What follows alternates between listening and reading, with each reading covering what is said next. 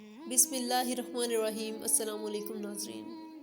رمضان کی آخری راتوں میں ایک شخص دست ادب کو جوڑ کے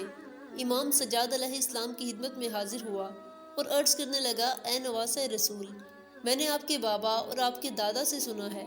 کہ شب قدر میں مانگی ہوئی دعا اللہ کبھی رد نہیں کرتا، لیکن نہ مجھے دعا مانگنے کا طریقہ آتا ہے اور نہ ہی میرے اعمال اچھے ہیں، میں جب بھی دعا مانگتا ہوں میری قبول نہیں ہوتی۔ تو امام سجاد علیہ السلام نے فرمایا، اے شخص، میں نے اپنے بابا، انہوں نے اپنے بابا اور انہوں نے اللہ کے رسول سے سنا کہ شب قدر تمام راتوں سے افضل ہے،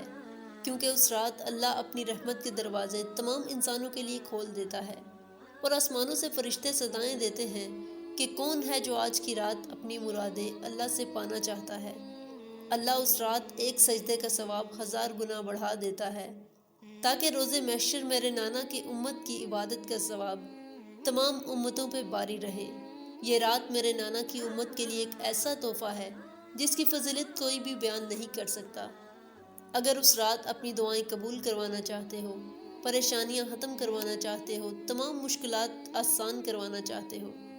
تو عشاء اور فجر کے بیچ میں 207 مرتبہ سورہ قدر پڑھو اور پھر اپنے گناہوں کی معافی مانگ کے اللہ کے رسول صلی اللہ علیہ وآلہ وسلم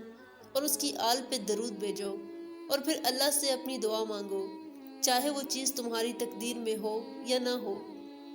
اللہ اپنے غیب کے خزانے سے تمہیں وہ عطا کر دے گا۔ اللہ سے دعا ہے کہ وہ آپ کی اور میری جائز دعاؤں کو قبول فرمائے، آمین۔ دوستو، امید ہے کہ یہ ویڈیو آپ کو اچھی لگی ہوگی۔ ویڈیو اچھی لگی ہو تو ویڈیو کو لائک کریں اور چینل کو سبسکرائب کریں تاکہ مزید ایسے اسلامک واقعات کی ویڈیوز آپ تک بآسانی پہنچ سکیں۔